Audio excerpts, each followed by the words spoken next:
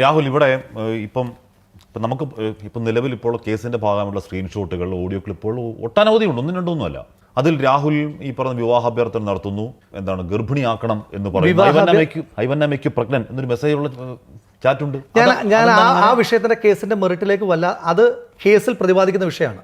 ഞാനിപ്പോൾ നിങ്ങൾ പറഞ്ഞ ശ്രീ ഹാഷ്മി, താങ്കൾ പറഞ്ഞ ഭാഗം സാമ്പത്തിക ആരോപണം എന്ന് പറയുന്നത് അവരുടെ പരാതിയിലില്ല. അതുകൊണ്ടാണ് എനിക്കിങ്ങനെ പ്ലെയിനായിട്ട് മറുപടി പറയാൻ പറ്റുന്നത്. ഒന്നാമത്തെ കേസുമായി ബന്ധപ്പെട്ട മുഴുവൻ കാര്യങ്ങളും ഞാൻ ഈ വരുന്ന ദിവസങ്ങളിൽ 1-2 കോടതി ഇടപെടലുകൾ നടത്തുന്നുണ്ട്. നമുക്ക് വീണ്ടും ഇരിക്കാം. ഞാൻ പറഞ്ഞല്ലോ, ഞാൻ എങ്ങോട്ടും പോകുന്നില്ല. ഞാൻ ഇനി ഓപ്പൺ അപ്പ് ചെയ്യാൻ തന്നെയാണ് തീരുമാനിക്കുന്നത്. ഞാൻ ഓപ്പൺ അപ്പ് ചെയ്യാൻ തന്നെയാണ് ഇരിക്കുന്നത്. 1-2 കോടതി ഇടപെടലുകൾ പൂർത്തീകരിച്ച് കഴിയുമ്പോൾ നിങ്ങൾക്ക് ക്ലാരിറ്റി ഉണ്ടാകും. ആ ക്ലാരിറ്റി ഉണ്ടാകാത്തതിന്റെ ബാക്കി ഞാൻ ചോദിക്കുന്നത്, ആ ചാറ്റിൽ ഐവന്നമ്മയ്ക്ക് പ്രഗ്നന്റ്, ഞാനതാ പറയുന്നത് ശ്രീ ഹാഷ്മി, ഞാൻ അത് തന്നെയാണ് പറയുന്നത്. അതായത് ഞാൻ എങ്ങും പോകുന്നില്ലല്ലോ, ഞാൻ ഇവിടെ തന്നെയുണ്ട്. ഇത്രയും കാര്യങ്ങളിൽ ഞാൻ ക്ലാരിറ്റി വരുത്തുന്നുണ്ടല്ലോ. കേസുമായി ബന്ധപ്പെട്ട് 1-2 കാര്യങ്ങൾ, 1-2 ഇടപെടലുകൾ, താങ്കൾ ചോദിച്ച വിഷയം അടക്കമുള്ള 1-2 ഇടപെടലുകൾ, നിയമപരമായ ഇടപെടലുകൾ എന്ന് പറയുമ്പോൾ ഇനിയും എനിക്ക് ഇപ്പോൾ ഉപയോഗിക്കുന്ന ഓരോ വാക്കുകളും ഞാൻ വളരെ സൂക്ഷിച്ചാണ്. കാരണം അതിൽ നിന്ന് അടർത്തിയെടുത്ത് മാറ്റാൻ പാടില്ലല്ലോ.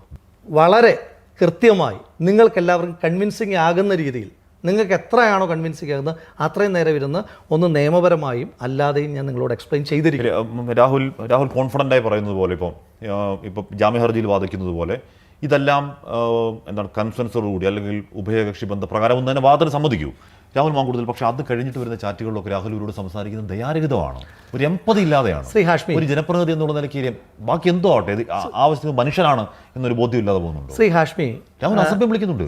ശ്രീ ഹാഷ്മി, രാഹുലാൽ ബാധിതയായ ഒരു പെൺകുട്ടിയോട് അനുതാപൂർവ്വം പെരുമാറുന്ന ബാധ്യത രാഹുലുണ്ട്, ഒരു മനുഷ്യനുണ്ട്. ശ്രീ ഹാഷ്മി, അതിൽ എത്രമാത്രം എന്നാൽ ബാധ്യതയാണെന്ന് നിങ്ങൾക്ക് കേസിന്റെ മുന്നോട്ട് പോകുമ്പോൾ മനസ്സിലാകുമെന്നേ. എനിക്കതിൻ്റെ മുഴുവൻ കാര്യങ്ങൾ അറിയുന്നതുകൊണ്ടല്ലേ പറയുന്നത്.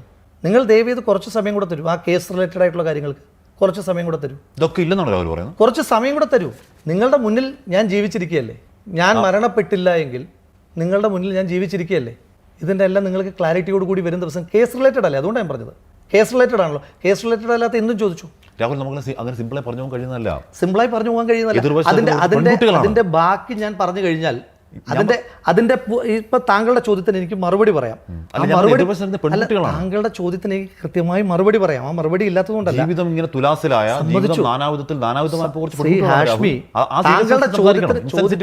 താങ്കളുടെ ചോദ്യത്തിന് ഞാൻ അടുത്ത ഘട്ട മറുപടി പറഞ്ഞാൽ അത് വേറൊരു കേസാണ്.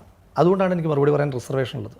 ഞാൻ താങ്കളോട് ഇന്റർവ്യൂ തുടങ്ങിയപ്പോൾ തന്നെ പറഞ്ഞിരുന്നു, എനിക്ക് കേസുമായി സംസാരിക്കാൻ റിസർവേഷൻസ് ഉണ്ട്. നിങ്ങൾക്ക് ബോധ്യമാകും, നന്നായി ബോധ്യമാകും.